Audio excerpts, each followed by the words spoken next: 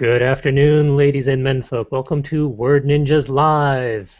You're joining us this sunny Sunday for episode 47. And joining me today is a special guest. We have none other than Errick Nunnally, author of Blood for the Sun. Thank you for joining us. Well, thank you for having me. It's great to be here. And also joining me is our regular co-host, Calvin. Hello, everyone. And since I haven't officially said it yet, I am your regular instigator of literary productivity, Charles. Good afternoon. Oh my, it's episode 47 already. How did we get this far? Sorcery. Oh, right. I always forget about the sorcery for some reason. Yeah, hey, like you were telling me, a year is a long time to keep something going like this. Yeah, it's been one crazy year, even though our birthday is not technically officially until 3 p.m. tomorrow. 3 p.m. tomorrow. You sound like my kids. Like, I'm not 6 yet. I'm like, you're There's still 23 okay. hours, Maybe this is a new year. You're 58 minutes. We're getting there. Yeah, it's been a crazy ride. And we're celebrating by having an author interview. Whee! Because we like talking to other authors. They're a lot of fun. So I'm glad that we could actually schedule a time that would work. You have our copy. Yes, I do. I still want to read it. I will get to you at some point very soon. Maybe at Connecticon. I'm hoping to have it done by the time we get to Connecticut. Nice. Have you started reading it? Yeah. I haven't gotten to it yet. I'm still going through my book queue. So Believe me, I understand that. I've only read half of these books back here, so, you know. This one is actually up next in the queue. Excellent. I hope you enjoy it. Yeah, I think I originally snagged that one, and then Calvin took it from me. Because it sounded interesting. Yeah. Oh, I was actually the one that actually grabbed the book. Oh, it was one of those. Even better. I grabbed the book. I met Errick at Book Expo America. Yeah, I was really surprised and pleased at how many people got in line and got tickets and stuff. I hardly remember a single face from that. I think there was one or two people that really surprised me. They were like, "Hey, Errick, I'm so and so from the Lincoln Library." That it's like what this is the librarian from the school my kids are going to be going to. And I was like, "Oh wow, awesome. That's really interesting." And then other people from other blogs that I would never connect a face to, and here they are standing in front of me for 30 seconds. Nice. Always a pleasant thing, yeah. Yeah. Yeah. I think the description of this book was really caught my attention. Like the protagonist is suffering from a supernatural form of Alzheimer's, so I'm really interested in how that's going to play out, especially with what's in store for him throughout this story. Yeah, I really like the idea of and not that something similar hasn't been done, like in Memento, for instance, where someone's trying to unravel something, but they're losing their memories as they go. Right. I thought that was, I found that very interesting, and the reasoning for it is, revealed in the book, but it makes things a little tougher for our hero, shall we say. I can only trying to get through this next book so I can get to this one. I'm like, what's gonna happen? Oh man. Like, how is this gonna play out? Eh, it's messy.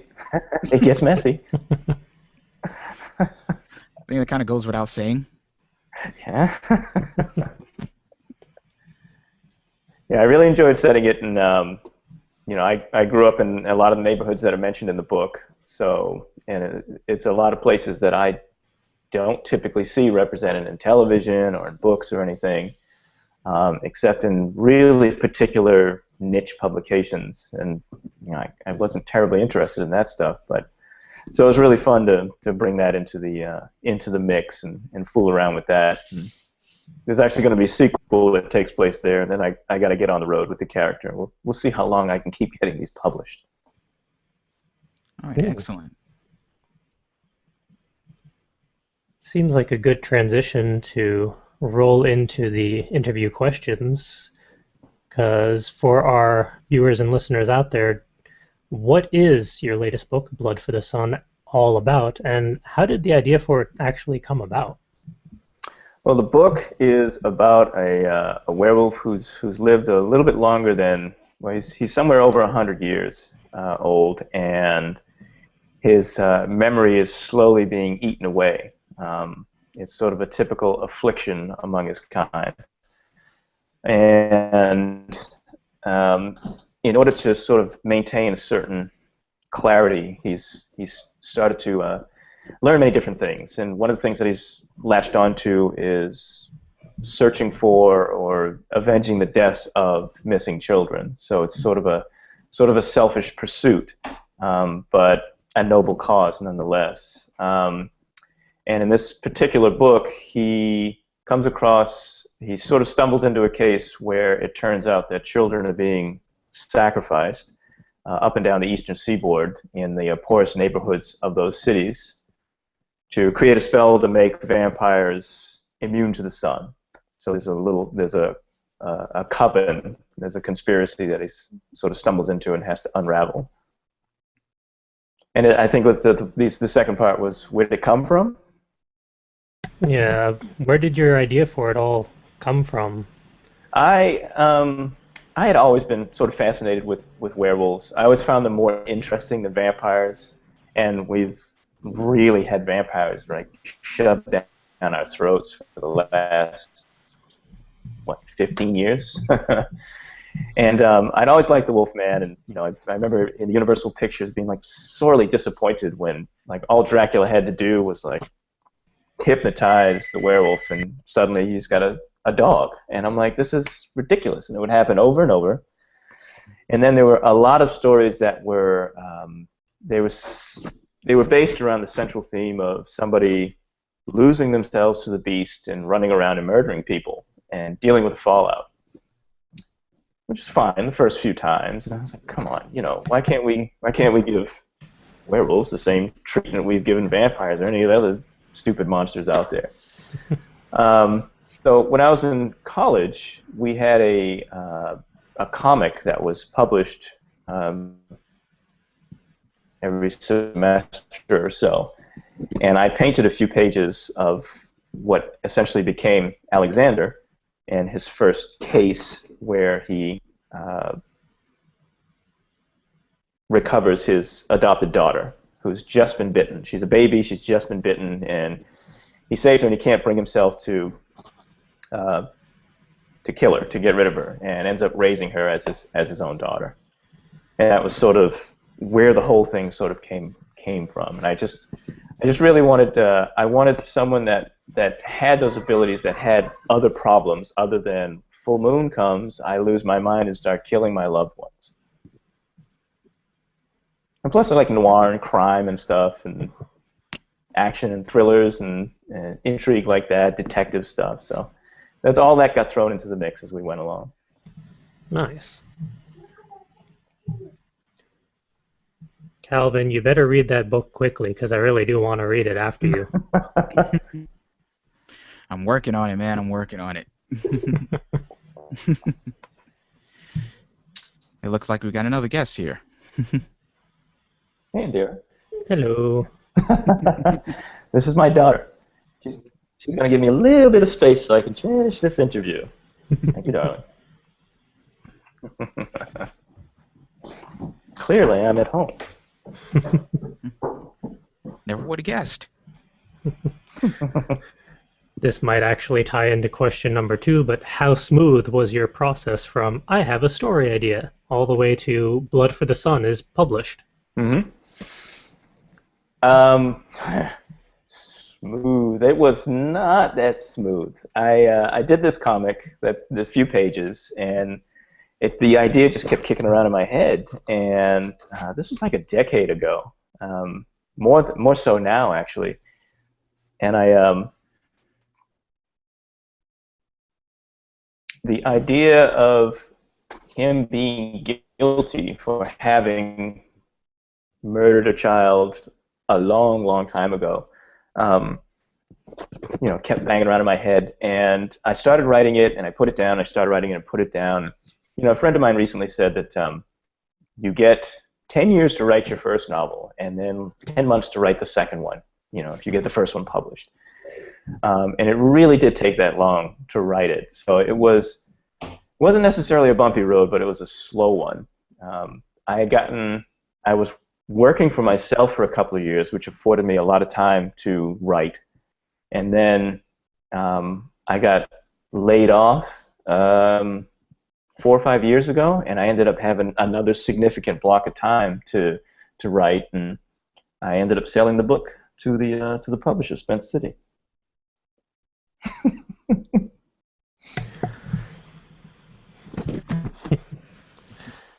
See ya. If authors are only given 10 years to write their book, then I'm behind schedule. You'll get there. Everybody's different. Yeah, the first one I think is it's like carving rock. It's just really difficult to get it out of your head, and then having to deal with I went through lots of agents and submissions and things like that, and lots of revisions, and 3 major revisions and a whole lot of minor ones, because you're getting the whole time you're either writing it or trying to sell it. Everybody has an opinion, and it all seems valid at first, and then it's not. And I eventually developed a sort of a system for taking feedback or not taking feedback. So I had the core story, and I found that if there were more than 2 people involved, and they started giving opposing views, then I knew that was something that I could pretty much ignore. Like, it was just completely subjective. Like, this person likes it green, and this person likes it red, so I don't even have to listen to that. But it took a while. So it was kind of a matter of picking your battles, pretty much, during the process. It really was. It really was picking battles. I think what I decided for myself was that I didn't want the core character to change, right? I didn't. A lot of what we call urban fantasy features female protagonists, and they're generally white female protagonists.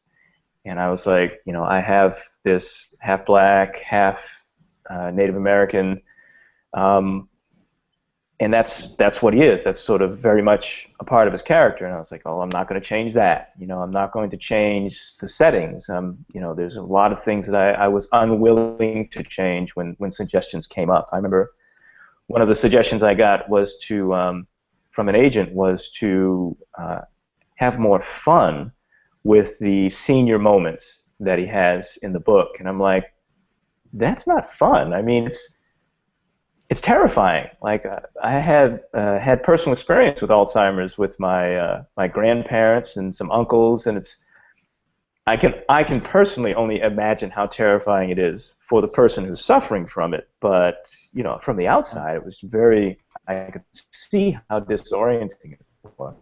Mm. So it's not a joke. I'm not gonna turn it into a comedy, for instance. Right. I can understand that. I know that from personal experience as well. So I can completely understand, like, why, like, no, that's not funny at all. Like, that's something you have to take very seriously, and Yes. I applaud you for not compromising on that one. Thank you. It was like making suicide jokes. I'm like, they're not funny. You know?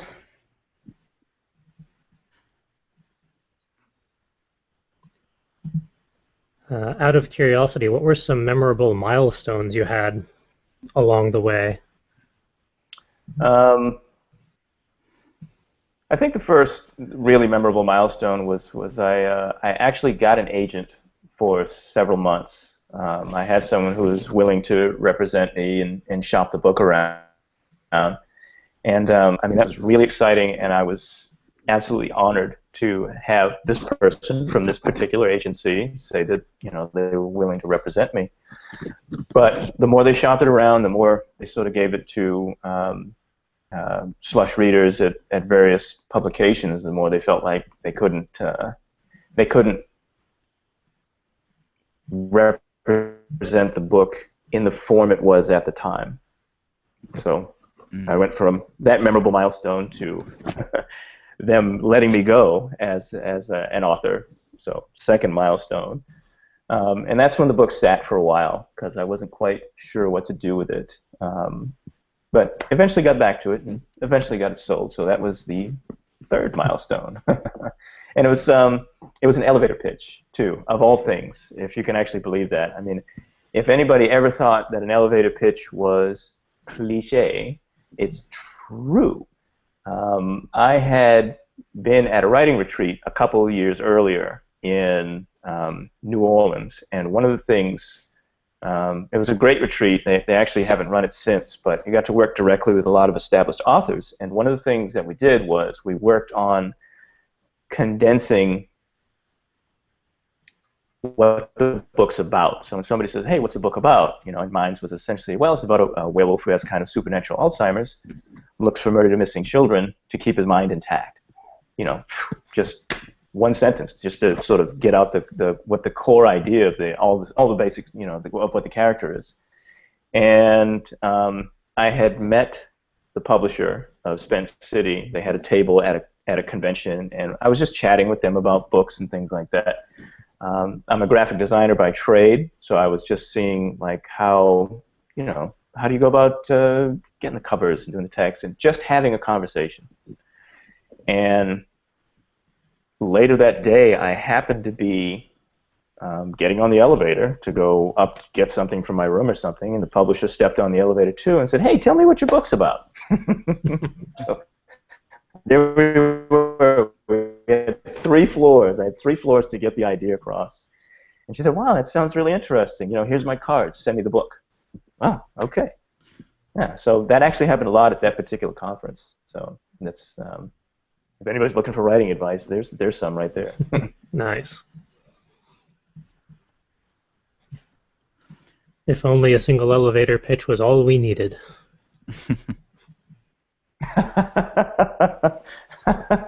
Yes, it was serendipitous. It really was.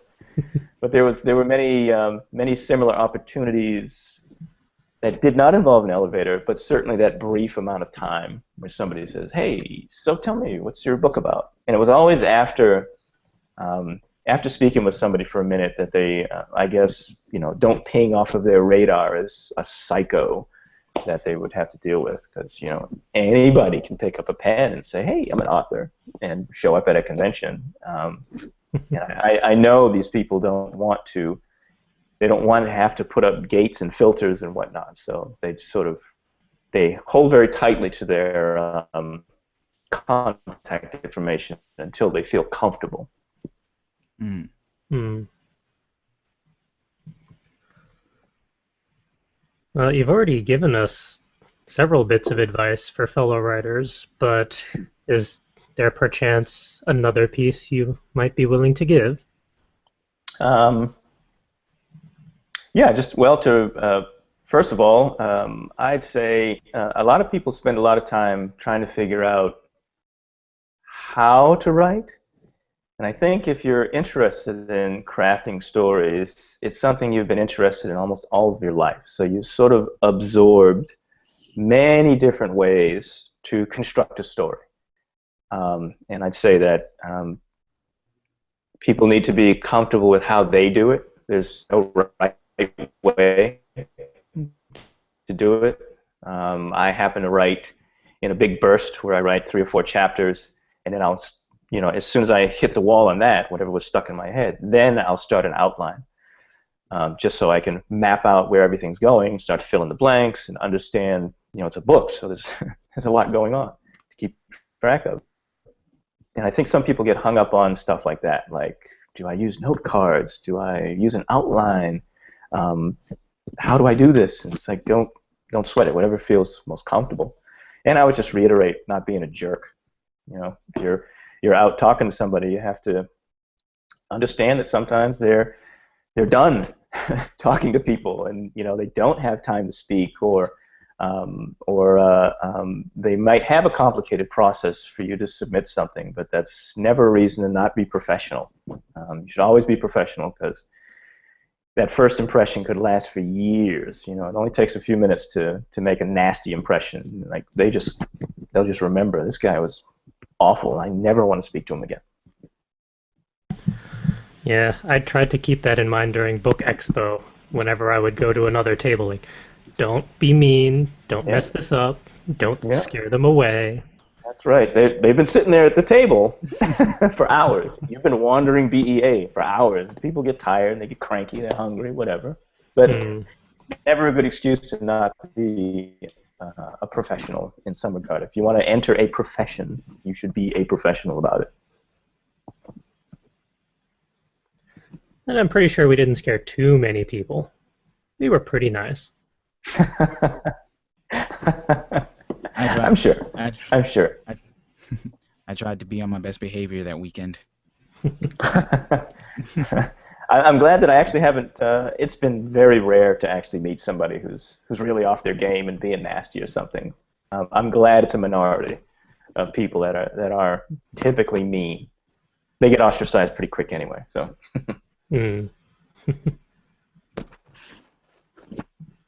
That's probably why mean people are in the minority. Like the getting ostracized, especially in the publishing industry, is basically a death knell. So I think that's something like, everybody keeps in the back of their head. Yeah, right. Be nice, be nice, be nice, be nice, be nice. Oh God, be nice. Yeah, you don't have to be loved. You just be kind. That's all. Exactly. That should be a quote.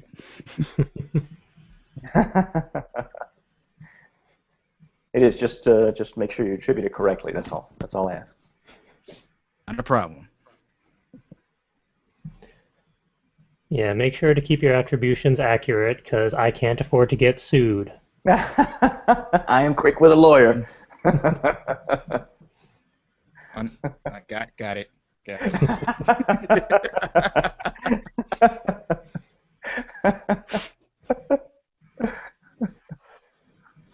Before we go to the last question in the queue, Calvin, are there any questions you'd like to slip in? And Eric, are there any you'd like to ask us, or anything you'd like to slip in? I don't think so. I don't think there's anything I haven't already asked.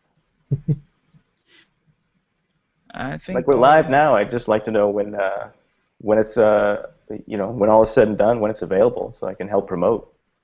Yep, that's the last one up. I just wanted to make sure we didn't miss anything.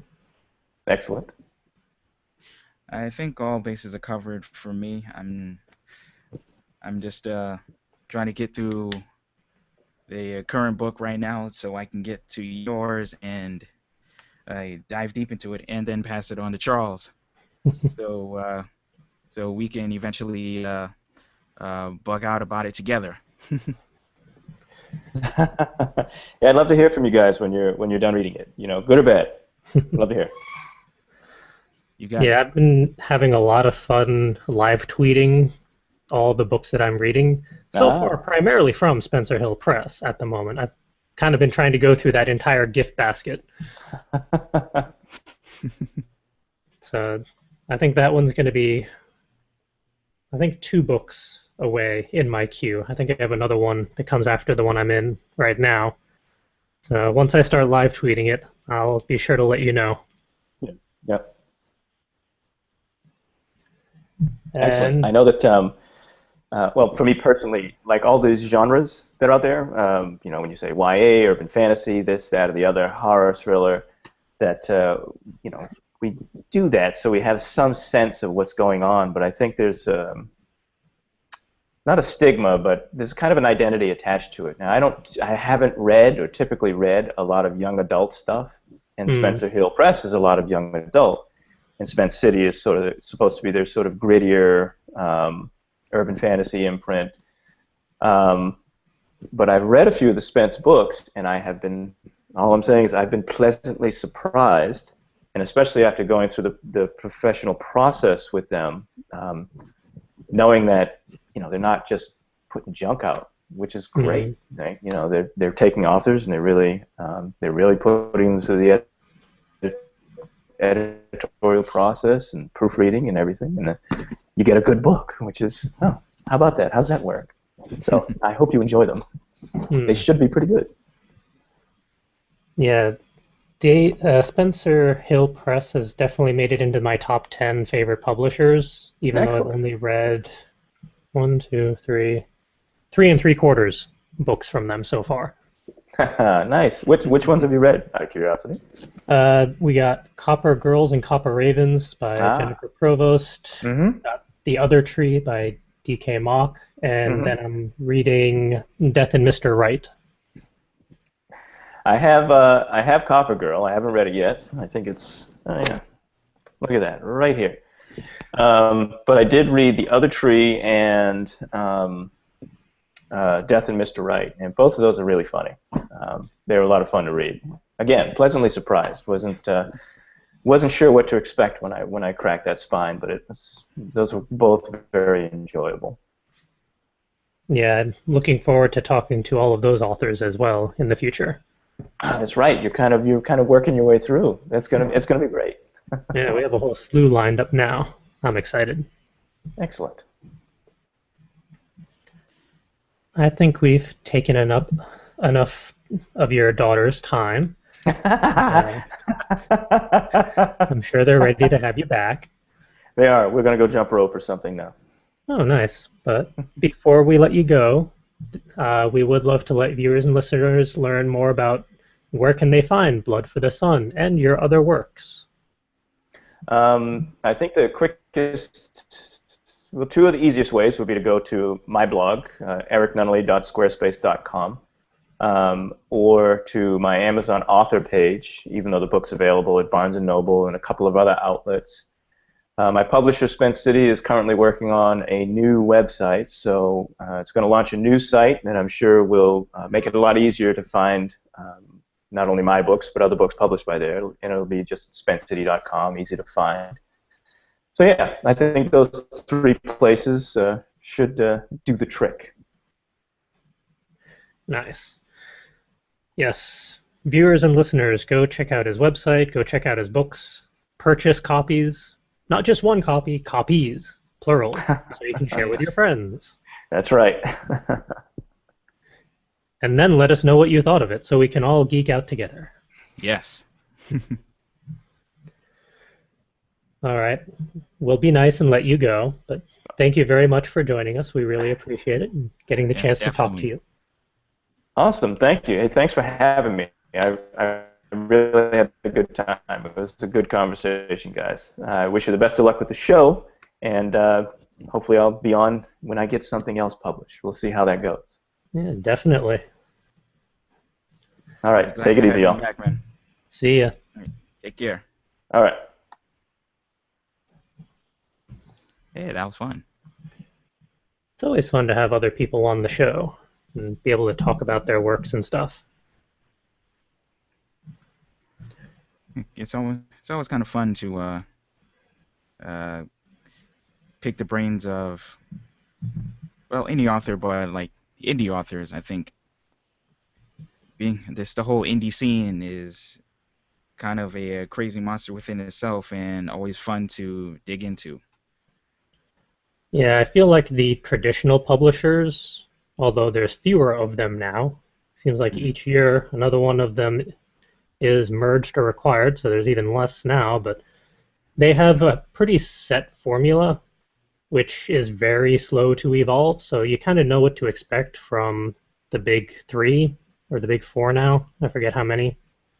Mm. But the indie publishers, they don't have such formulas. They don't have to go by those rules. So they have a lot more flexibility in accepting some really good works that do deserve to be published and put out there. And it was very nice to hear that Spencer Hill like really takes the time to like take in these authors and really help cultivate the works that they're putting out. So that was something I was very happy to hear about. Hmm. And it did kind of throw me that they had Spencer Hill Press and then Spence City, but I think it's perfectly fine to have an imprint within an indie publisher so that you can still kind of have your quote unquote YA and then some Mhm. quote unquote grittier stuff. But maybe it's because I was like reading The Lion, the Witch, and the Wardrobe stuff back in like third grade, and then The Hobbit and Lord of the Rings in fourth and fifth. Like the term YA still throws me for a loop. I don't know quite what people expect of that terminology, but I'm 28 now, and I enjoy these books, whether they're quote unquote YA or not. Then again, I'm weird.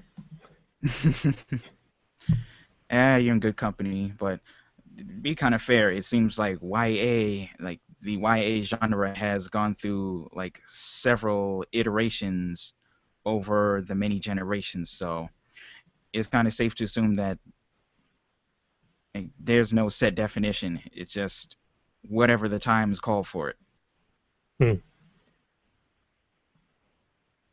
I would probably just do the lazy route and say YA is whatever young adults enjoy reading.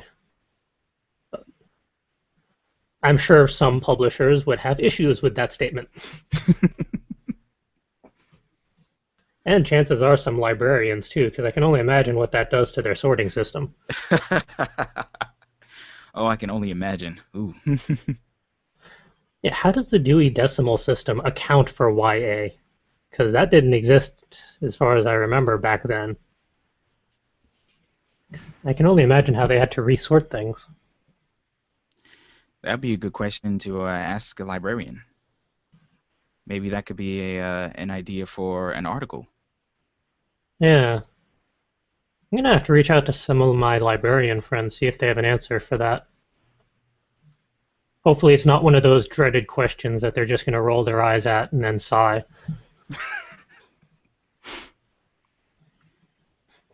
Only one way to find out. Hmm.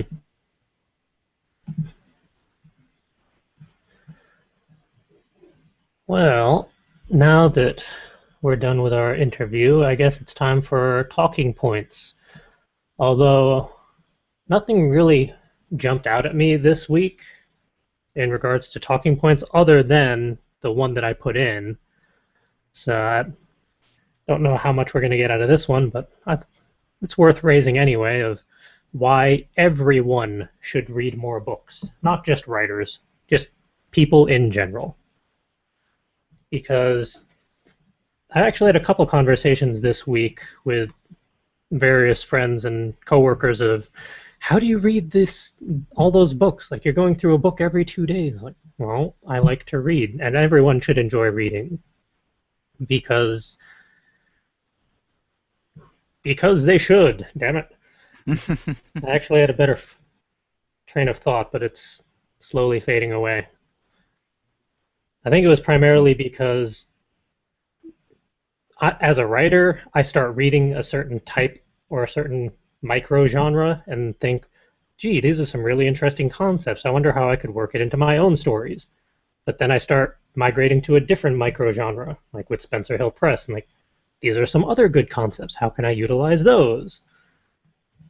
And then it's all sort of slowly merging in my mind of every single book is its own little universe. And whether you're a writer or not, you can gain all sorts of interesting ideas and thoughts from any book. So it's worth checking out anything and everything, even if it's not your typical genre that you appreciate. And I think it was mainly instigated from one of my coworkers because she only does audiobooks because she just doesn't have the time and patience to read, and fair enough. But even audiobooks still count because you're engaging with a story. Hmm.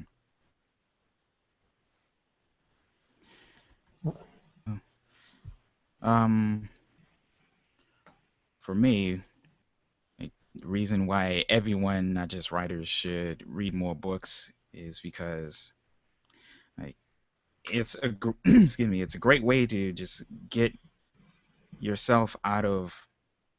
It's just a way to get yourself out of your head, like even momentarily. Like the books I've been reading, I've been trying to find whatever time I can to get to them, on the bus, on the train, if I have some downtime here at home when I'm not working on anything,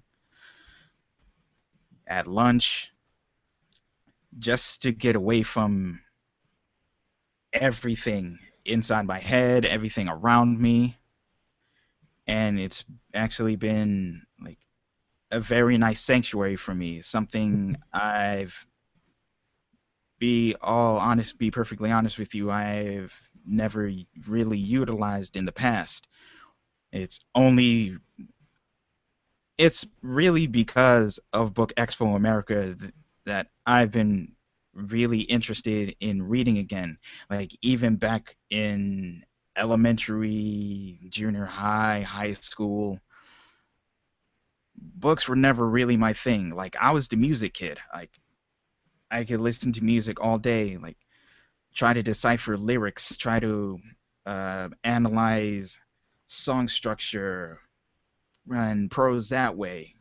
But books books really never really did it for me, like, because I think one thing was because like I didn't really have the attention span, like it didn't give me the instant gratification I was looking for. Music was what did it for me, and computers too. So and I think another thing was like being overwhelmed with like the various genres of books I was like exposed to, and at times in my life where I was not prepared um mentally to like really synthesize the information that was like trying to like was um that was in those books. Like perfect example, Animal House.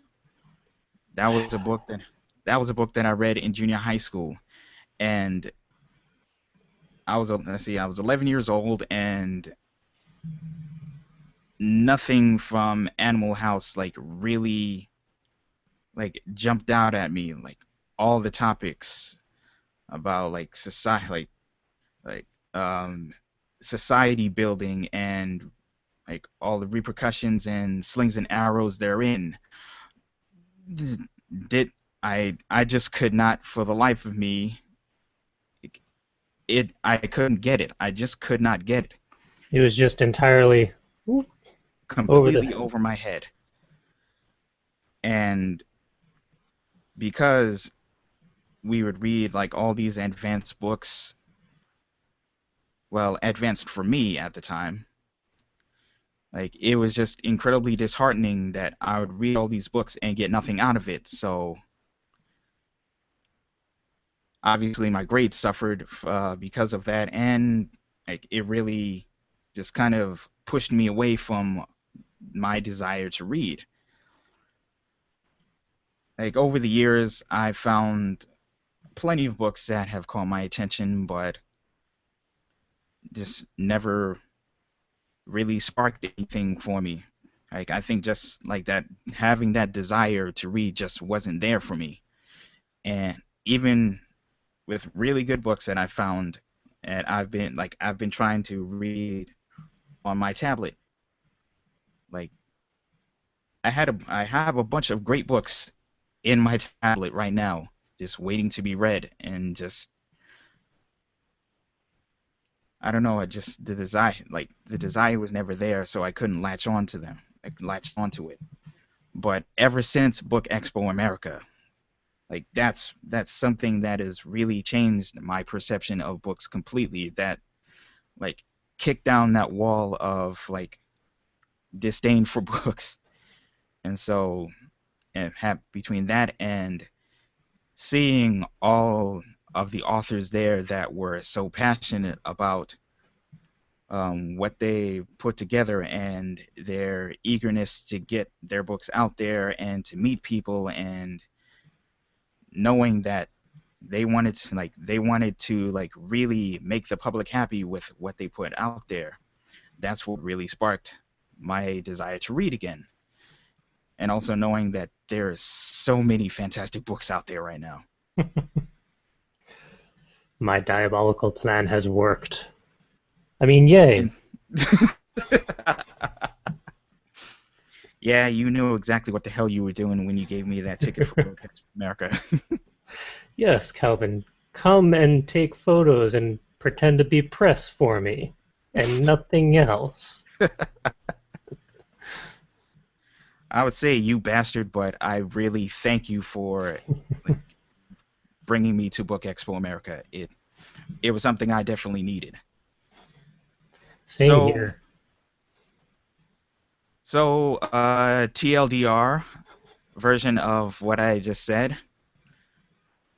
Like, everyone should read more books because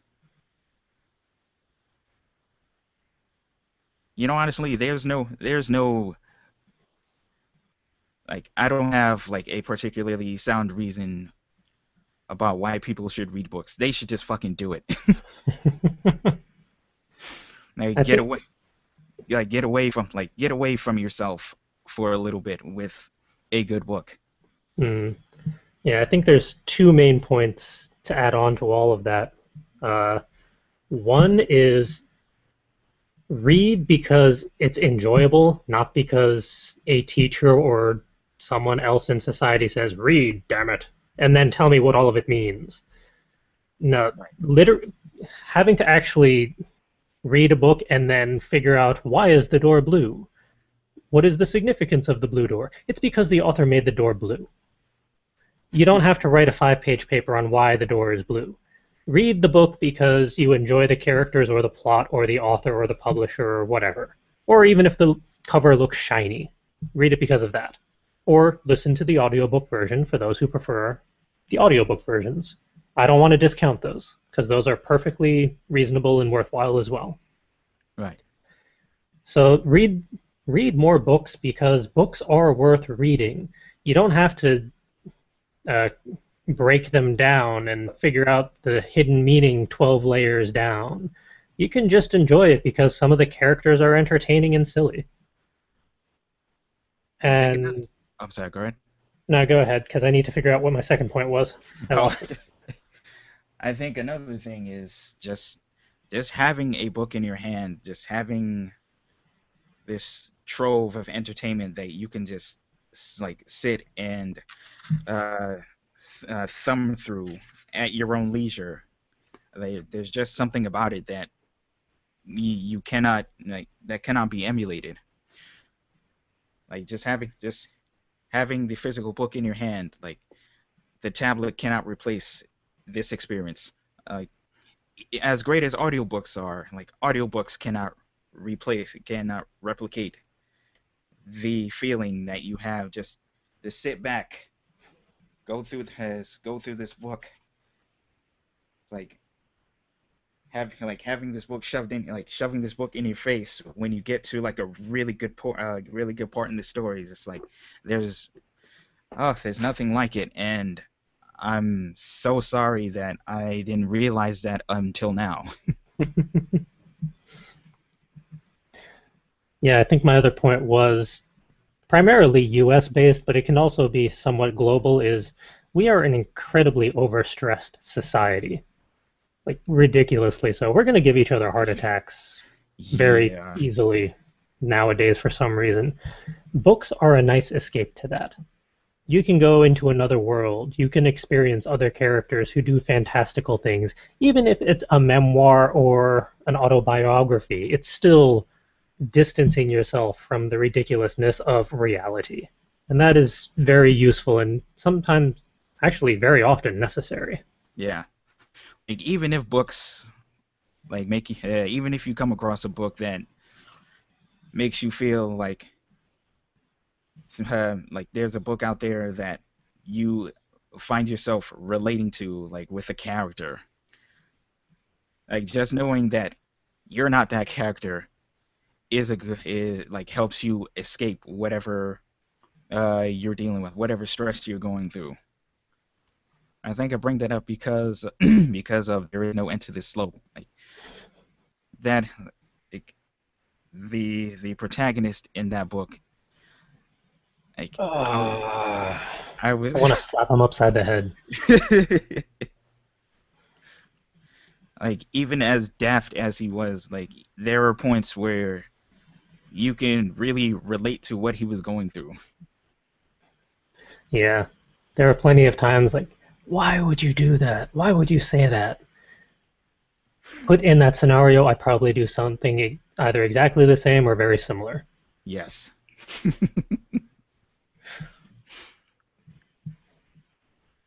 I think that was the major draw for me to that story. Like having a character that you could overly relate to.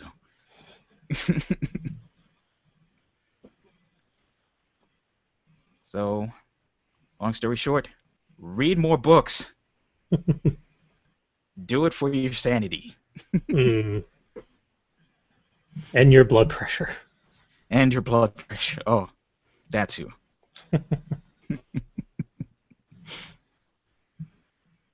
That was a surprisingly good talking point. It really was.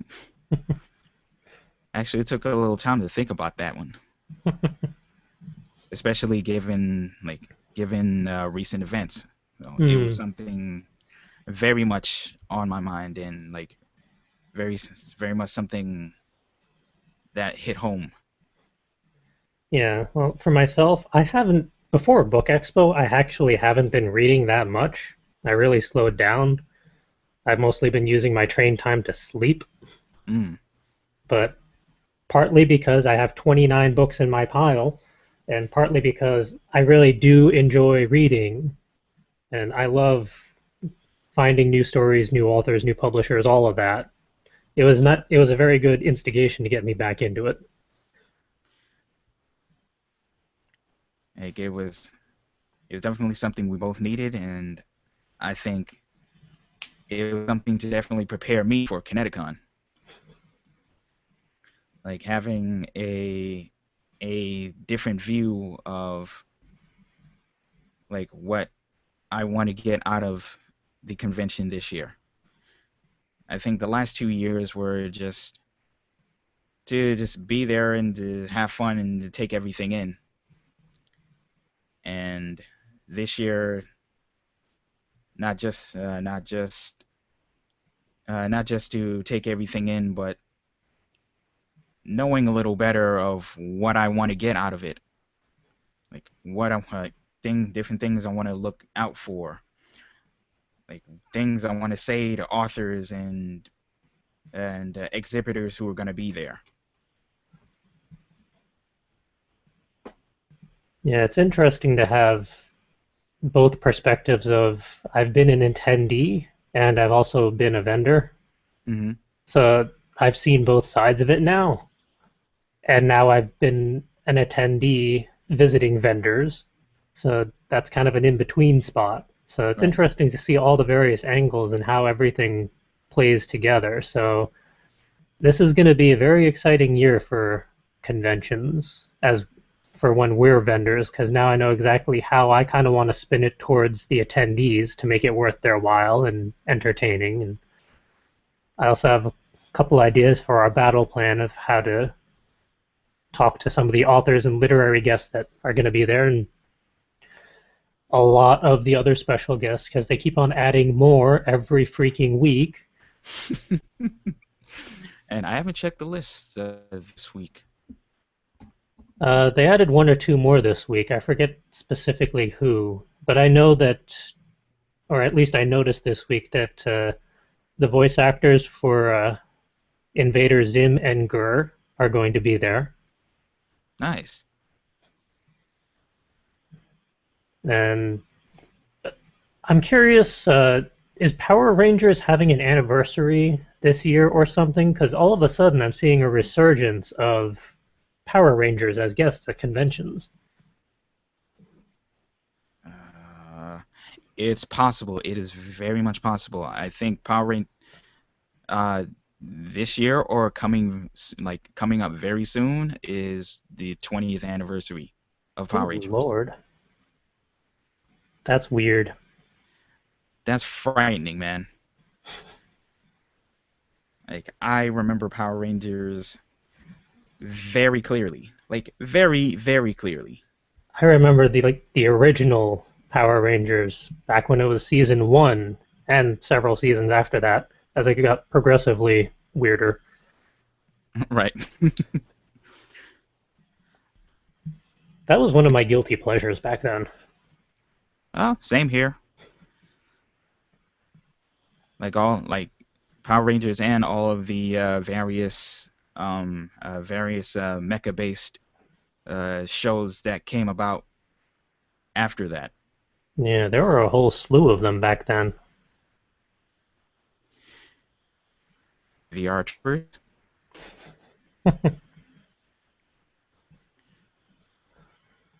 And then there was the really like my my other like very strange guilty pleasure is Superhuman Samurai Cyber Squad.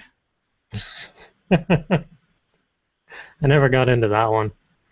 I stuck with some of the more regular mainstays like SWAT Cats, and then the weirder ones like, of course, Freakazoid and Animaniacs, all those classics. The Tick. Oh yeah. Damn. Yep. That was some weird writing. Can only imagine what it would be like to interview some of those writers. Like, what was their thought process and guidelines for some of those shows? And how much fun did they have doing it?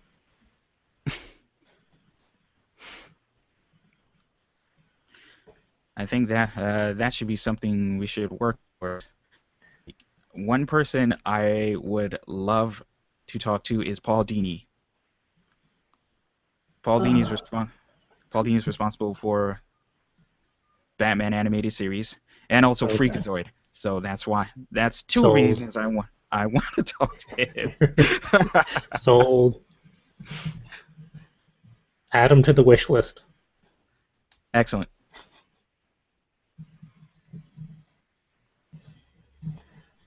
And I'm actually hoping to talk to, I think it's the voice actor for Gur from Invader Zim. He's actually a writer that Really? I was not aware of, but it's in his bio on the Connecticon page. So I'd love to get a chance to talk to him if we manage to track him down. Yeah, that would be great. And once they get the guest list for Inconceivable in August, we're going to have to figure out some logistics for that and probably do our proper research for Rhode Island Comic Con in November as well.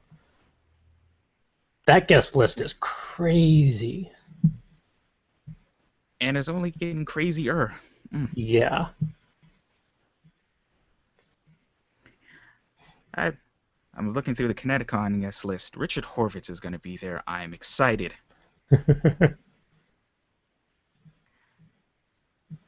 Let's see some of his notable work. Billy from Billy and Mandy. Huh. Daggett from the Angry Beavers. Nice. One of my true guilty pleasures. I don't feel guilty about that one. And he was the voice of Alpha 5 from Mighty Morphin Power Rangers. That's a pretty good mix. Yeah. Huh. Oh, and he was also Invader Zim. Huh.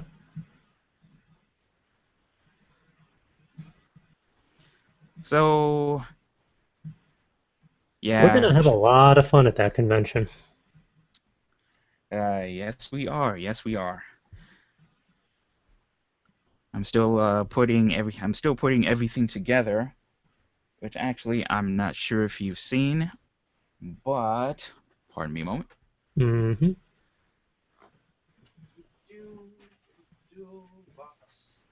Oh man, Michael Teresiano is going to be there, author of Dominic Deegan. Oh, I'd love to get an interview with him.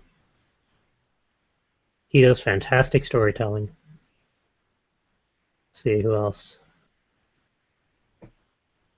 Yeah, a couple good authors there. Look what I finished. Alright, hold on. Let's turn it over to you. Nice. Good lord, we're official now. Oh yeah, we're officially official. This is the official full coverage writer's mic. And there's two of them, so you have two official full coverage writers mics. So that's what we're getting for our birthday. Sweet, sweet equipment. You know, you've been here almost since, well, you've been here since the beginning of all of it, but basically since the beginning of Word Ninjas Live. How has it been 1 year later? I gotta say, I'm a lot more comfortable now than I was when it first started. I think we all are. It's it's been a way to like really help me with my public speaking and trying to battle a speech issue that I've been dealing with my entire life. Like Yeah, you're not my the only one. like the one annoying thing that I've dealt with my entire life was my constant starting and stopping and starting and stopping in between sentences. Not even in between sentences, in between words. It is so frustrating, and I've been dealing that with that my entire life. But doing these shows and looking back and looking at myself and trying to figure out all my ticks and everything has helped out significantly. So it has been like a lot of personal growth being on this show. So I'm very thankful for it. Yeah, same here. Yeah. For viewers and listeners, if you go back to episode 1 compared to episode 47, that one's just painful. I Mhm. mean, nothing against Richie. He was a fantastic guest for the first episode, but that was painful. You can tell that we've come a good way since then. Yeah, we still have a ways to go, but we have made significant strides. Oh dear Lord. Like even being on the show now, I'm still make me a little bit jittery, but it's uh it's gotten a little better. I think I'm always going to be jittery because, like, oh, it's 2:55. Where is everyone? Time to panic. It doesn't help with my fashionable lateness. But to be fair, I do a lot of things before the shows begins, so Yeah, you I are a try. pretty busy man, so. Out of curiosity, do you have any predictions for year 2? Or Um, anything you'd like to see happen in year 2? I can't really say that I have any predictions or a major wish list. I just want this to keep going and see where we can take it and see how far this can go. As we've come a very long way since the beginning and grabbing guests, taking part in interviews, getting our interview skills up to snuff, and I all I really want to see is just us getting better as time goes by, you know? That's really it for me. I just want to see us going up. I think we can manage that, or at least a pretty solid sideways. I'll even take diagonal. I don't know for predictions, other than, well, I can't really predict it because I know it's going to happen, but more guests in year two than in year one, because we already have, I think, just as many guests lined up already as we had in year one, and we still have openings, so I think we are going to get a lot more author interviews on and trade interviews, not just authors, but it would be nice to get Kit back on for editing, and Yeah. I think we have a couple organizations that we might be able to talk to in the future. I'm already in the talks with a couple of them, so it would be nice to get some people in the trade on to talk about stuff. And that would be fantastic. And another prediction that I already know is going to happen, so it's a fake prediction, but print interviews for those that are unable to join us for various tech and scheduling reasons, we are still going to get like print interviews with authors and people in the trade, which kind of ties into the show because it was a spin-off from the show. Mm. I'm really excited for those. That's going to be a lot of fun. Yeah. Uh, it really looks like the future is bright for us, and it's all very exciting and just a tad frightening, but more exciting than anything. Hmm. Now, I can't even predict, but I am curious to see where the Not Suitable for Word Ninjas podcast goes. Because that's a half-year old now, Really? basically. We're having episode 12 come out at the end of the month. Oh man. And that was a direct spin-off from this show. For all the various shenanigans that we get up to when we're not on a live stream for 2 hours on Sundays.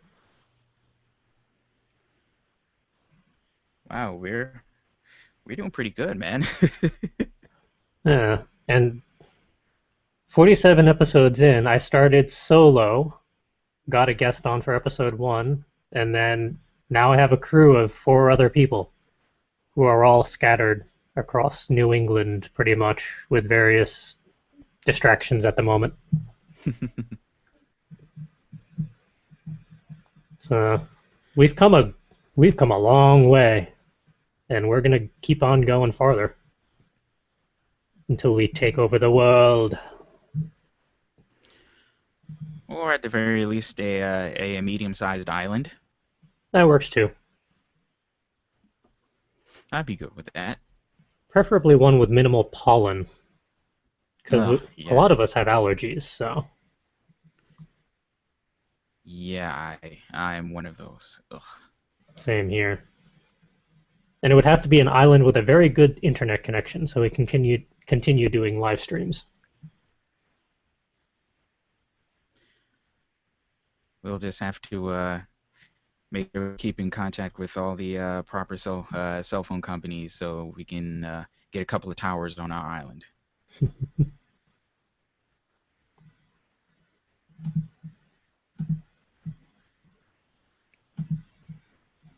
I did not properly queue up any of the stuff that I need to screen share. I just realized that. Then again, there's only one thing I need to screen share. Yay! I think it's about time for writing prompts. Let's see. Have no highlights this week. The only highlight we had was we're 1 year old as of tomorrow. Ah, I think that's the only highlight we can handle. I think I may have a highlight for next week. Ooh. Yay for future planning. So I will hold on to this for next week. All right.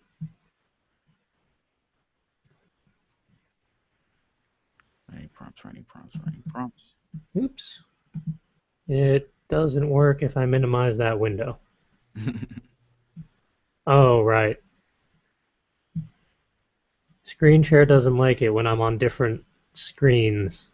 So merge them all together. Hit the screen And share again. There we go. It's time for writing prompts. Because each week we like to provide various styles of writing prompts to kickstart your muse so you can start on a new story or work on a work in progress, get a little farther along. Depends on where you are or what you're working on. But we provide 10 one-liners, 10 one-worders, and a combination of Rory's story cubes. Because every writer is different, we all have our different styles and different inspirations, so we try to provide a nice little mix. So if one style doesn't work for you, we have others.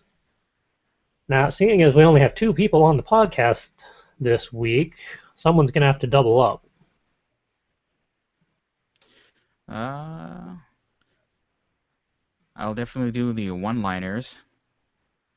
All right, I'll take the one-worders, and I guess I'll take the story cubes. It's been a little while since I've gotten them. Okay, cool. Hold on real quick.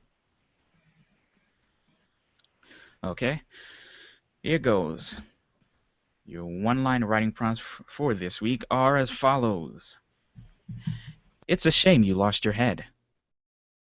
That ticket belongs to me. Do I get to go after the fluffy creature? I need to get off this tour bus. We are not going to that library again. New project. Don't get eaten. Again with the door slamming. Why is everyone so rude around here? I refuse to work on a full stomach. Nice hair. And now that I've eaten, I'm all fired up. And those are your one-liners for this week. Now I can't help but picture the door slamming one in Zoidberg's voice.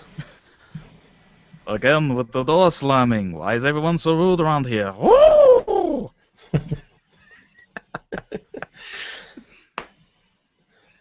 Oh my. I can only imagine what listeners and viewers think about some of these writing prompts because half the time they're actually instigated by stuff I experience throughout the week. And then half the time they're just completely random, but you'll never know which ones are which. And that is half the fun. As for your one-word writing prompts this week, we have budget, apologizing, walk, port, burn, registration, ticket, sauna, antique, and field. Make of those what you will. And my interpretation of Rory's story cubes for this week is a half-filled beaker that is slowly being tipped over. I'm going to say that's filled with chemical X. And that's not going to end well for anyone. We have a fountain. We have what looks to me like a headless man with a parachute. I presume it's just a very squished man, so the head is somewhere in there, but to me it looks headless, which is a little distressing. We have a disconcerted person dropping a ball. We have an arrow that is going up and then to the right. We have an eyeball with only eyelashes on the top. We have the after effects of a balloon that has burst, or we just have a lot of spikes all pointing towards each other. Kind of hard to tell which. We have fancy little towers, looks like 4 of them. And then we have the Earth. So a little globe.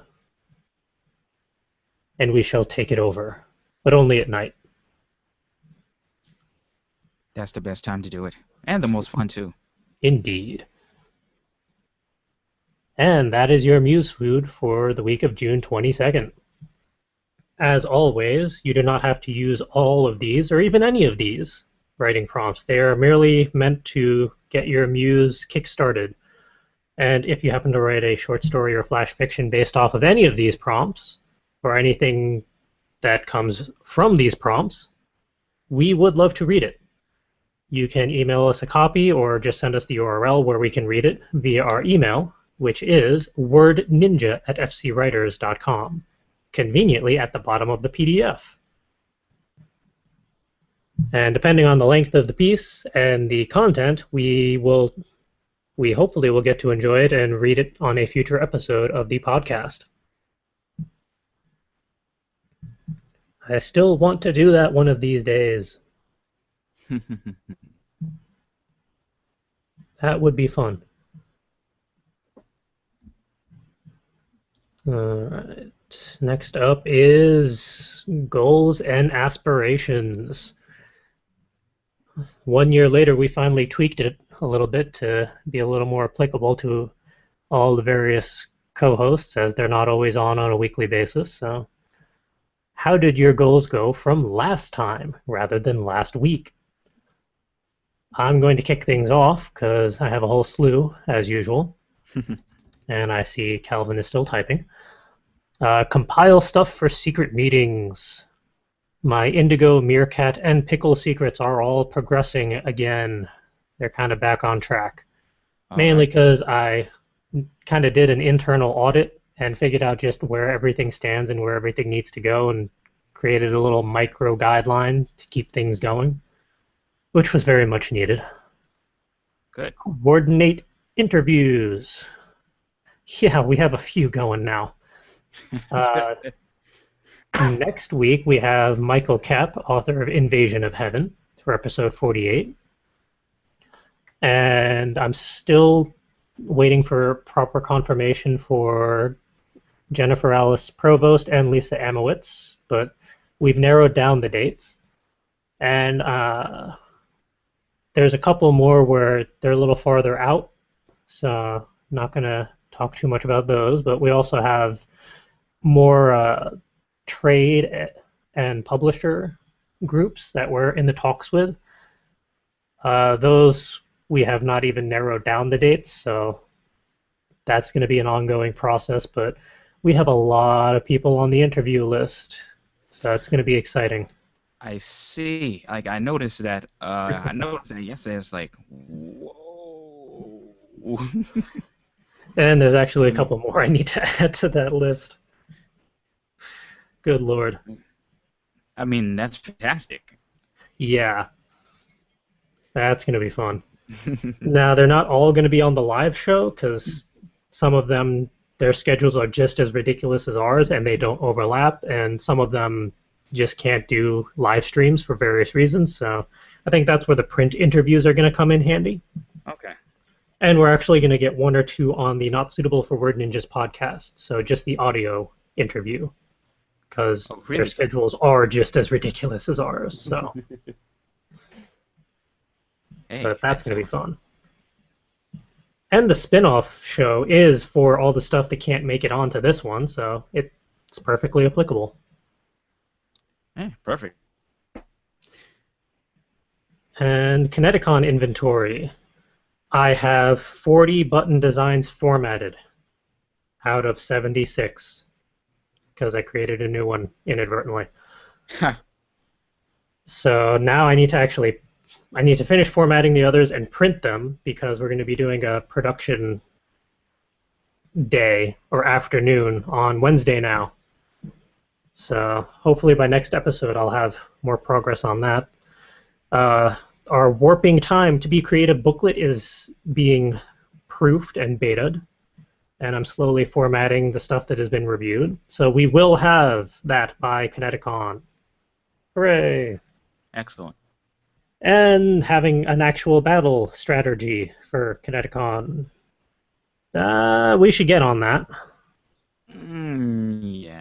Yeah. That's kind of been on the back burner, and I think now it's at the point where we need to bring it to the front burner. Yeah. Because there's like 19 days left Eep. or something ridiculous like that. But yeah, we should start figuring that out. And that's how I fared this past week in regard to my goals. All right, I guess it's time for my goals.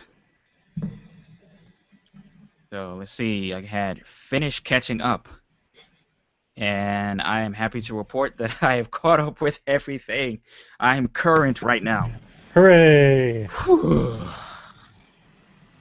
All I got to do now is just call one of my clients, and I saw that she called earlier. I need to call her back to let her know that I am caught up. Hooray! I've been trying so hard to catch up with everything that I forgot to catch up with my clients that I was trying to do all this catching up for. Jeez. I know that feeling. Been there, done that. Mm. Let's see what else we got here. Finish reading this book before the 29th. I'm probably gonna have to do a marathon read for that. I'm working on it. I'm trying to get some reading in wherever I can with that. Where are you so far in the plot? About a third of the way in. Still got a ways to go. Oh, the rabbit hole goes so much deeper. Mm. So working on that right now. Update the book review graphic. I got that done. I have to send that off to you for review. All right. Under equipment prep for Kineticon, the banner is not done yet. I'm gonna get to that hopefully this week, maybe. I had purchasing a small tripod, but I forget if I'm still buying that. I don't remember. As I know Justin said he had a small tripod. Yeah, I forget how small is. So I probably should get up with him to see if I should still buy this tripod. We'll And see. I'm covering the regular sized one, or at least I'll have my regular sized one, and the unipod just for fun. Excellent. So the regular tripod is covered. The mic flag graphics done. Oh yeah, That looks really cool. let me do the full 360 view. Got the standalone logo. Got the text logo. Standalone logo again, and the dual text and hourglass logo. Okay. Nice. I actually put a lot of thought into how I was going to set that up. Like there's quite a few configurations that we've done over the last couple of years with the logo, so Hmm. I was just trying to just pinpoint what would be the best way to set that up. I didn't want to do the hourglass logo on all sides, just the hourglass logo on all sides. So I just did a little research, saw how all the various news stations and professional peoples did their mic flags. So I think I came up with something pretty. Yeah, it looks nice. Very professional. Thank you very much. Like I put a lot of effort into that, even down to when it came time to actually cutting everything out. Since I don't trust my wavy hands with scissors, I actually bought like one of those paper trimmer boards to cut everything out. I put a lot of thought and effort and a lot of money into this. A lot more than I was expecting, but it's definitely worth it. So no complaints here. Yep, mic flags are done. I bought the rest of my Western steampunk outfit. Hooray! Got everything yesterday. Well, purchased it yesterday. And I got a little help from Ed with picking out what tie I was gonna wear along with my Western steampunk outfit. For some reason, with everything that I picked out, I managed to forget the tie. But the tie's been picked out and purchased, and big shout out to Ed for his help. So yeah, that about does it for my goals for this past week. I accomplished quite a bit. I'm very proud of myself. Yay! And theoretically, my 2 costumes for Kineticon will actually happen. Well, one of them is already done. It's just the fancy pants wolf. Ah, I even have the tail. yeah, I think you mentioned that last week. That's all. You showed it. You showed it to us last week. Mm-hmm. And then Very a lot cool. of that can be repurposed for the Makarov cosplay. I'm just waiting on the cape to be shipped to me. Okay, very cool. Um, Custom cape or found one somewhere. Custom cape, Nice. put together by none other than Erza from the Fairy Tale podcast. Very cool. Very cool. I'm not going to have the hairdo because I just can't find a wig that has that type of balding. So it is what it is. It'll be good enough. It'll work out. Yeah. Let's see how. What are your creative goals for the upcoming week or just in the future? Let's see. I am actually officially declaring all of my secret projects. Partly so I can actually keep track of which one is for what, and partly so people stop asking me what they are. Yeah, you've kept everyone out of the loop with that. But I've basically turned them into 2014 projects. We need to update and upgrade the store on fcwriters.com because a lot of the artwork that we're putting together for the buttons are going to be expanded to our Zazzle page or whatever third-party service we end up utilizing so that if you can't make it to a convention, you can still get some of our really cool merchandise. Hmm. So we need to figure out the coordinating for that over the next couple months. Uh, there's a lot of partnerships and affiliations in the works all of a sudden, basically thanks to Book Expo. So there's going to be a lot of coordinating in regards to that, not just for interviews, but also for potential opportunities where we might be able to partner with other companies who like do fundraising for authors. So if you have a book and you need to do a print run, they basically have a Kickstarter program for that. Or if Ooh. you need editing supplies or editing info or to find an editor, there are companies we're partnering with, hopefully, who has an entire network for that. So there's a lot of cool stuff on the horizon. And then IP maintenance. Over the past 5 years, we've come up with a lot of interesting content and brands and stuff. Hmm. It's about time that we actually put it into order. And I think Reality Man's going to have a pretty significant part to play in that, much to his chagrin. Hey, he decided to designate himself as Reality Man. Yeah, he became Reality Man, and he just hasn't fought hard enough to lose that title.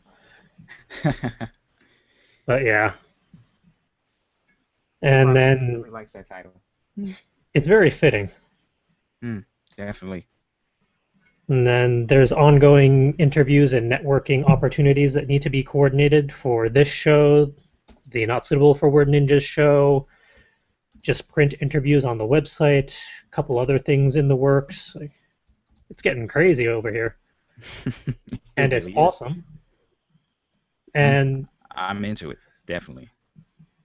Like this is one of my other getaways from the stresses of work. Like doing something that I love to do. And this has been a labor of love for me, and I'm definitely happy to see definitely happy to see that we've progressed the way we have, and seeing that we're like moving even further, like crazy far, man.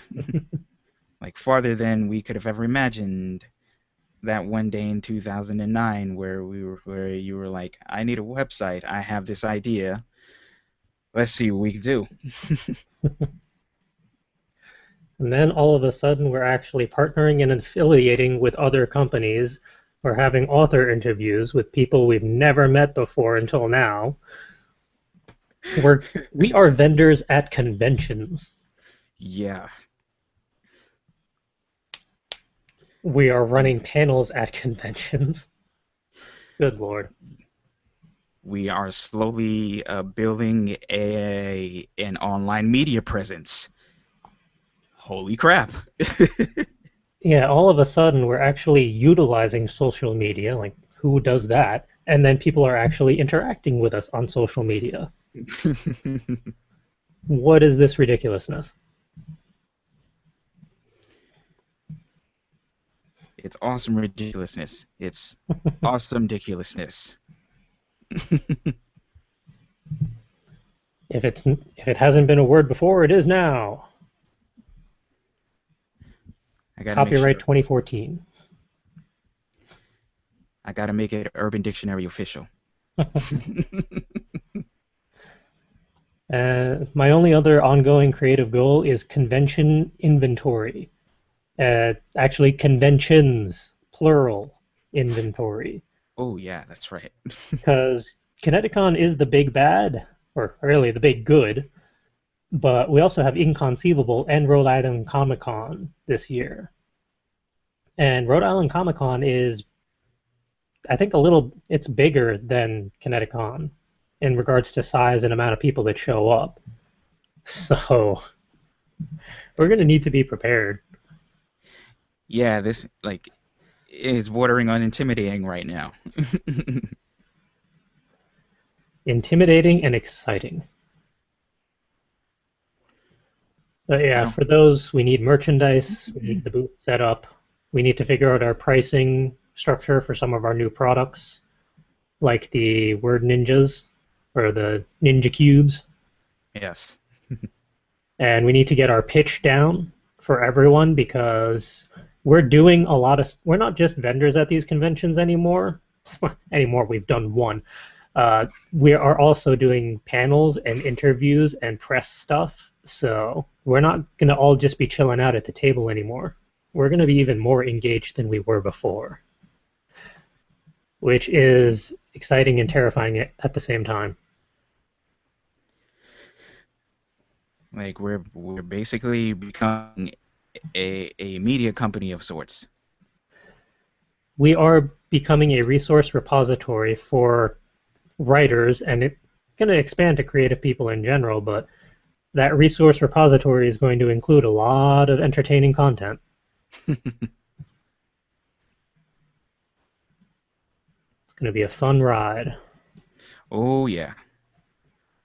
But yeah, those are going to be my rinse and repeat goals for possibly the rest of the year, because that's going to be a lot of stuff that's either ongoing or needs constant tweaking and updating.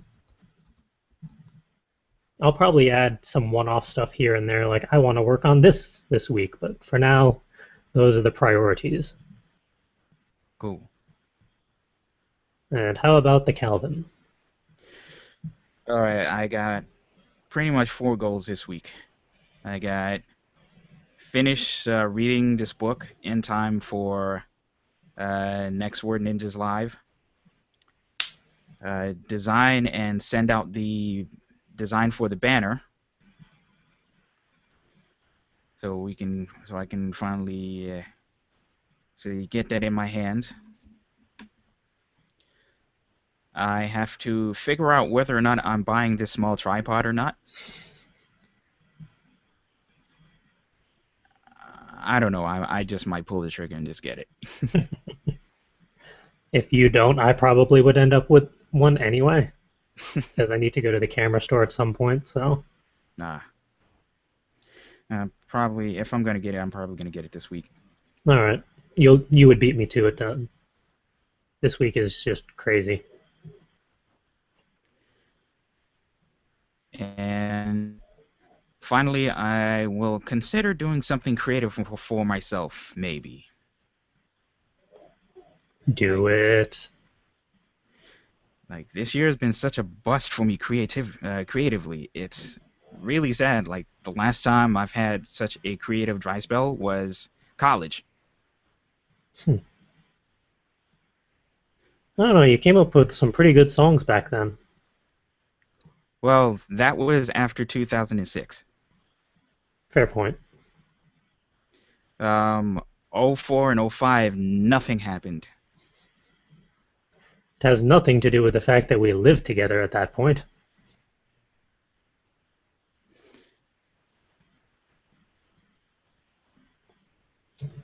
Well, I was busy helping you be creative. All my creative energy was going towards your causes. Oops. Sorry, not sorry. Not sorry either.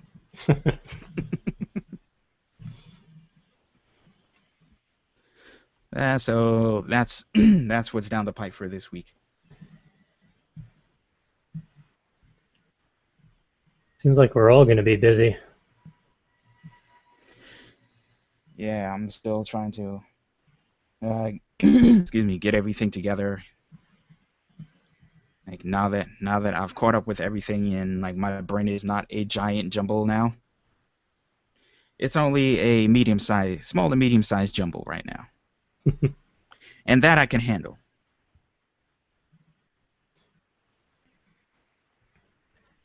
Just wait till next month. And then the convention season kicks off properly. Or, I guess Book Expo was really the kickoff. So the convention season ramps up. That's right. Let's see. This actually helps us transition into upcoming events. Yay! So let's see. We got, like we've mentioned a million times, Kineticon, which is July 10th through 13th. Our booth is.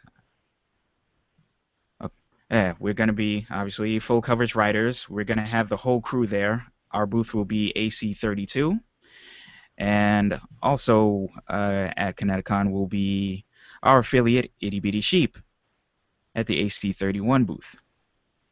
Yeah, if you've checked out our website or if you see the little logo that's in my lower third, she's the one who did all of that artwork. She is awesome-tastic. Indeed. And it'll be nice to get her again. Yeah, we need to get her on another episode that isn't lost in the void. Because she's fun to have on. Very much so, very much so. It'll just be difficult because her schedule is crazier than all of ours combined. She does cons actively year-round. Yeah, I think she does at least twice as many as we do. Possibly 3 times as many at this point. I don't know how she does it. Me either. Yeah, more power to her. That's awesome.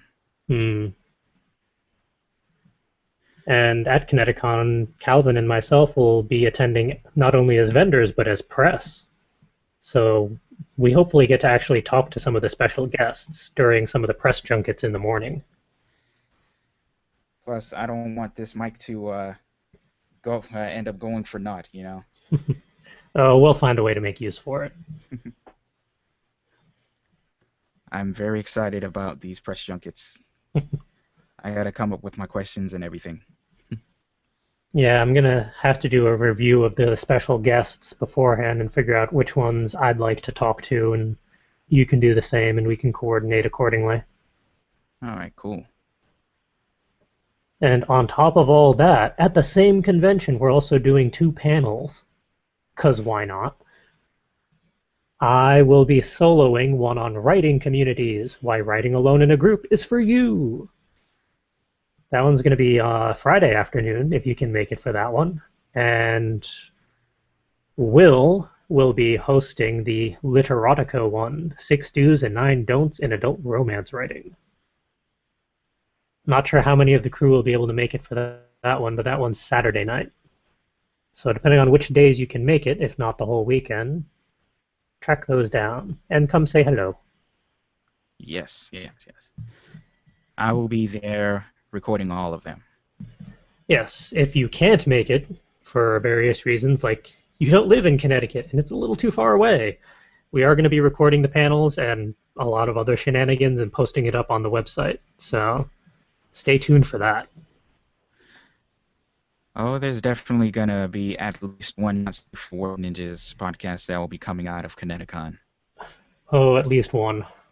If it's probably going to be, hopefully we'll get some D&D in, and now that my character has been retconned as not dead, I can play. Yeah, you really lucked out on that one. Yeah. And it really wasn't on purpose. The file did just corrupt itself. I was really pissed off because it was interesting to listen to. So. This is why I got to make sure that my AV setup is on point. Mm. Yeah, there's gonna. Oh God, I have so many things I gotta bring. Let's see. I got the field recorder. I'm gonna be bringing my recording box that I'm running off of right now. Let's see. I'm bringing this webcam. I'm bringing this mic. I'm bringing the two. I'm going to be bringing the 2 interview mics. I'm bringing the camera.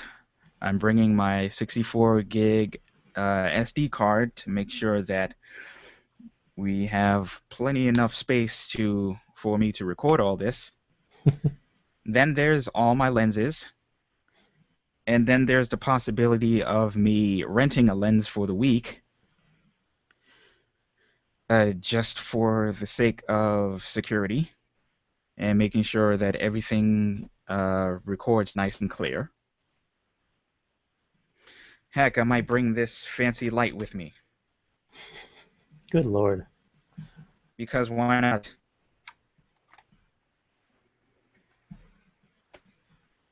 So yeah, that's why I'm making sure I'm bringing my gigantic suitcase that weekend. Oh yeah, shenanigans that will there's like 15% chance it'll happen during Kineticon, but probably during one of our crew get-togethers. There's a new game that I want us to play and record because it's going to be ridiculous and hilarious and awesome. Oh God. What? Trivial Monopoly. You figured it out? Apparently someone actually put the rules together a while ago and I completely forgot. They put it together for the Star Wars versions, but we can adapt it easily enough because there's Bookopoly for the Monopoly part, and there's, I think, famous authors for the Trivial Pursuit option. Okay. I don't think I'm going to be able to get the 2 games in time, and I don't think we're going to have the time to play a proper game of that. Right. Because we're like already quadruple booked that weekend as it is. Right. But I don't know, maybe Inconceivable, maybe Rhode Island Comic Con, or some other weekend when we're all together. All right. Well, we'll figure that one out, definitely. Mm.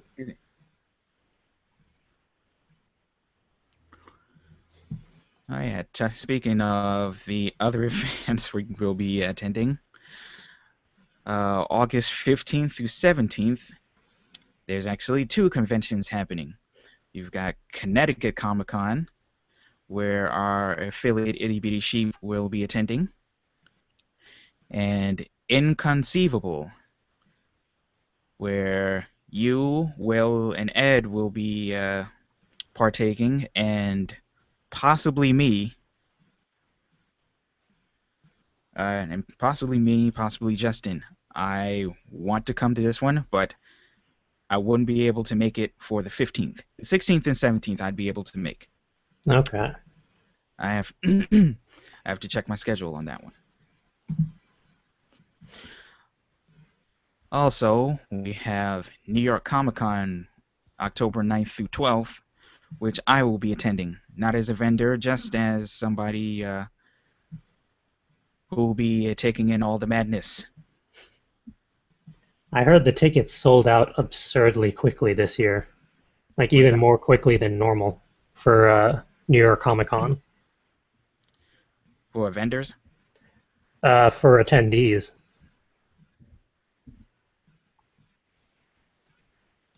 Wait a second. or at least it was implied that it was for attendees. I don't know. I can't imagine that it was every single ticket option available. It was probably the weekend passes, but you might actually want to check on that at some point. Um, it hasn't hasn't opened up for tickets yet. And it must have been vendors that my friend was talking about. He said it sold out in like under 5 minutes. Oh, well, the 4-day passes look like they're sold out. Okay. I wouldn't have been able to afford that one anyway. Maybe next year.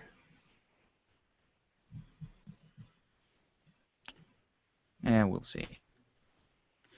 But 3-day tickets, I'll be making sure I grab one of those, or try my best to anyway. Gonna have to put a note in my phone. Thursday, June 26th at noon. Very good. Okay, what else are we going to? It has been 97.3% confirmed that we are attending Rhode Island Comic Con, All right. which is November 1st and 2nd in Providence, Rhode Island. And I know myself, Will, and Ed are going, and I think Calvin was still a maybe. We're figuring out logistics. I'm pretty sure I'm going. All right. Well, at the very least, I'm going to make it a point to go. Good, because we have 4 tickets. I think I mentioned I was going to go, so which is why we bought 4 tickets. Yeah. So let's go ahead Delete and... the question mark. I was going to put an exclamation point there instead, but that's just fine. That's fine too. And I'm not talking about 2015 stuff, because no. 1, 2, 3, 4, 5, 6. Fuck. Those are just the ones that I happen to remember offhand. So yeah. All right. Moving on. Yes, please. Word Ninjas Live has been brought to you by none other than Full Coverage Writers, which is our umbrella corporation. Full Coverage Writers is the entire repository of resources for writers, conveniently at fcwriters.com. It hosts the entire backlog, almost every single episode of Word Ninjas Live. There are 2 episodes that Google just ate. Like, they don't exist. There's nothing we can do about it. So, but a majority of them are up there. The Not Suitable for Word Ninjas podcast episodes are up there. Those are the audio versions. We are slowly working through the backlog of Word Ninjas Live episodes for the auditory version, simply because we can only upload so many per month onto Libsyn. We have a cap, and I got to make sure that I don't overload the feed before we get the NSFWN episodes out. So Right.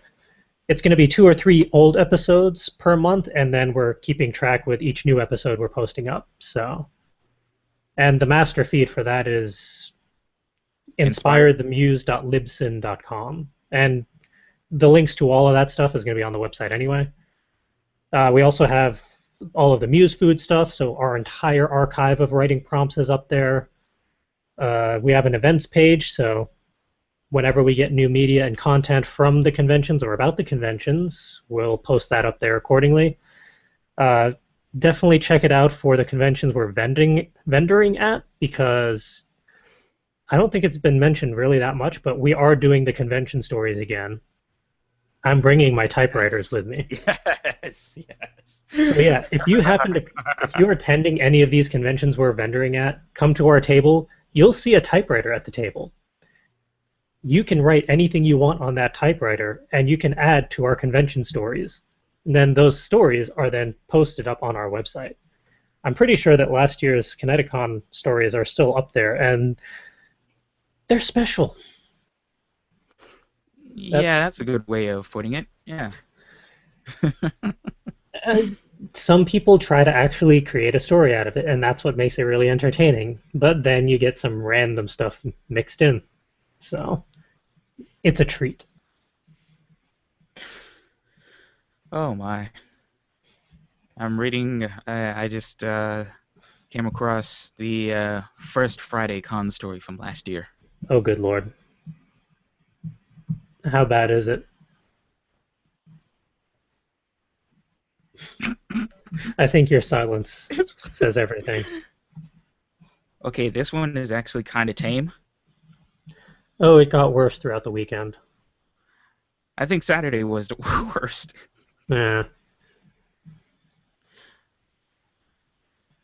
Nope, the second Friday Con story was pretty bad too. Yeah. So there are 4 con stories up there from last year at Kineticon, because we had 2 typewriters, but then trimmed down to 1 because it was kind of creating a traffic jam. So it's definitely fun. It's worth joining in if you can, if you're attending. So I'm gonna see if I can do like I did last year and grab a couple of webcomic artists, webcomic writers to add to the story. Because last year I gotten Chris Hazelton from Misfile to add to the story. That was cool. how did I not notice that? How did you not notice that? I introduced you to him. If you say so. I think that entire weekend just became a blur after all was said and done. Understandably so. Yeah. Oh man, there's so many awesome webcomic people there. That would be interesting. Tim Buckley's gonna be there, correct? Yes. Let's see if we can get Tim Buckley there, right, to add anything. You go for Tim Buckley. I want to get the, I keep forgetting his name, but the author of Dominic Deegan. I might have to, I'm bringing my scarf with me regardless. But maybe I can track him down that way. Because he'll recognize his own scarf. Do it. Do it, do it, do it, do it. Oh Just man, I want our con story to have stuff from Dominic Deegan and Control-Alt-Delete. Oh, it'll be great. Oh, it'll be great. I don't care what they put down, it'll be worth it. Yes, exactly. Oh, oh, the possibilities. Oh man. Oh my. 19 days away. It can't come soon enough. Actually, it shouldn't come soon enough because we're still No. working on everything. No, we have so much to do.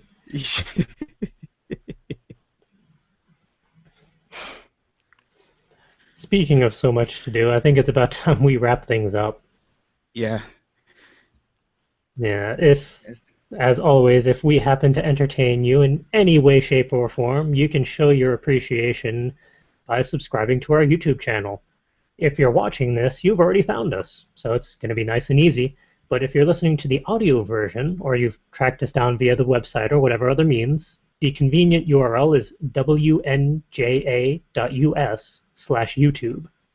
Or, just go to YouTube, search for Word Ninjas Live, we'll pop up. We're also doing regular book reviews each week now, and we're doing giveaways on specific books, usually ones that have been signed by the author but not personalized, because, I mean, there's only so many people with our names out there that we could give it to, so that would get awkward. But, I mean, just as a reference, this is my pile at the moment that I need to do reviews for and then subsequently give away. I mean, we got 2 books in a series. We got 1 book with a little pendant that goes with it, another book with another pendant, so we got all sorts of special goodies. So definitely keep subscribe so you can keep track of all the shenanigans that we get up to. And I mean, if you want to track us down via social media, we're on Twitter, Tumblr, Facebook. We're everywhere. And all of those links should be conveniently found on fcwriters.com, and we'll also recite them shortly when we do our attribution section. CJ, do me a favor. Do me a quick favor. No. Okay. What do you need? Remind me to put the Tumblr link on the site. Oh yeah, I keep forgetting to remind you about that. Yeah, we need that. Yeah. All of our social media links, except for Tumblr, as of right now, the live stream, are up there. We'll get that up. Don't worry. Future listeners will see it. Yes. Or you can just listen to the attributions in like 2 minutes. Oh, or that. Yeah. Speaking of attributions, who are us? Who are we crazy people, and where can they find us on the internets? I'm going to start with Calvin. All right. Yeah, there's a few places you can find me. You can check out my personal website / portfolio. Excuse me. The website is calvin.cwillia.ms. It's calvin.cwillia.ms. You can also find me at the music website Riffraff. It's riffraff.net, riffraf.net. You can also find me on Tumblr at Instacal, Twitter and Instagram at ccwii, and also on SoundCloud. That's soundcloud.com/cdubny. I personally recommend going to the SoundCloud page because his music is awesome and has really helped me out this month at work. It has come in very handy. And you can hear it in almost every single thing that we post up on YouTube. Right. Either in the intro or outro or both. So, as for myself, you can track me down via Twitter at silver_wolf85. I'm also on the Fairy Tale podcast Monday nights as Makarov. They're another YouTube live stream.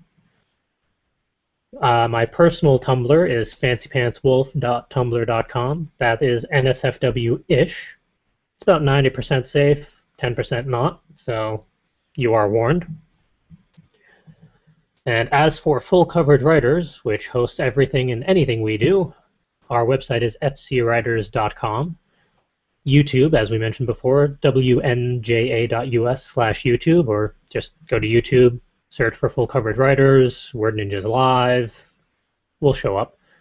Our literary Twitter handle is at FCWordNinja, where we post interesting links to articles, and we're doing some live tweeting of when we're reading stuff or when I'm reading stuff.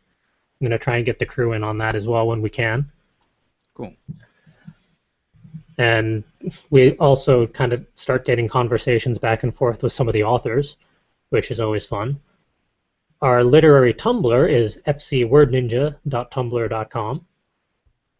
For Facebook, it's facebook.com/fullcoveragewriters.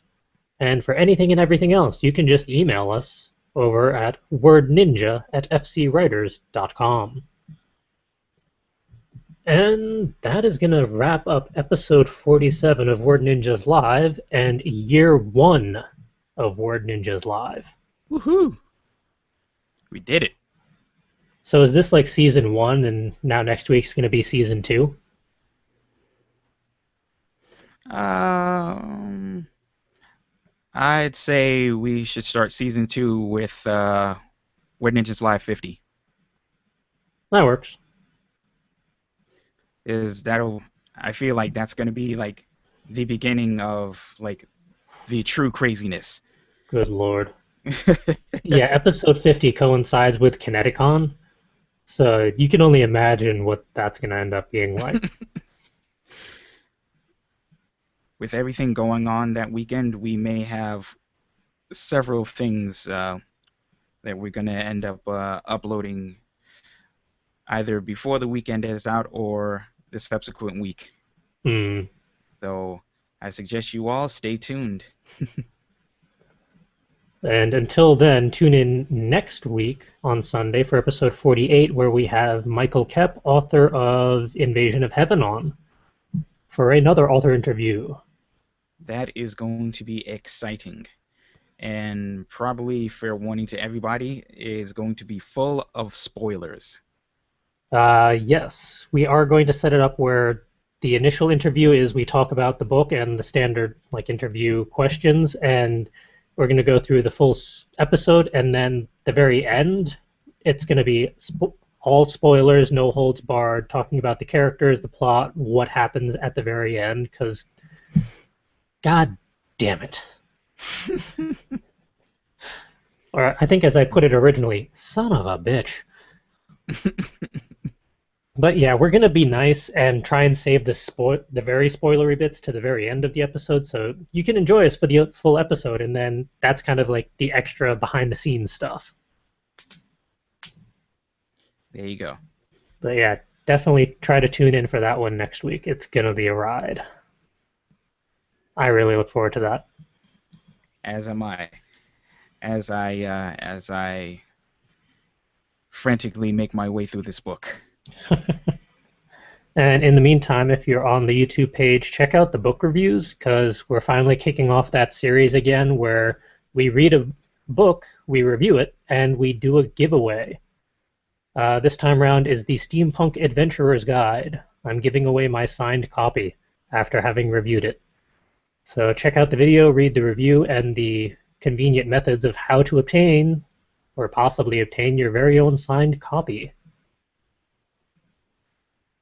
And I highly recommend that Calvin checks out his copy, because it is a very interesting read through. I will get to it in due time, most likely before Kineticon. Even though I said my Western steampunk outfit is done, you never know. I may want to like add an embellishment or two or several to it You never know before. if you need your own arm guard decoder ring, or power armor, or handmade goggles. Goggles is the one thing that I haven't either purchased or made. So the So it one kind of nice just thing about that book, it actually has pretty good instructions on creating your own goggles. I forget the chapter offhand, but yeah. I watched the review. It sounds incredibly thorough. so yeah, I think with that we're going to wrap up episode 47. Until next time, all. Take care. Ta-ta.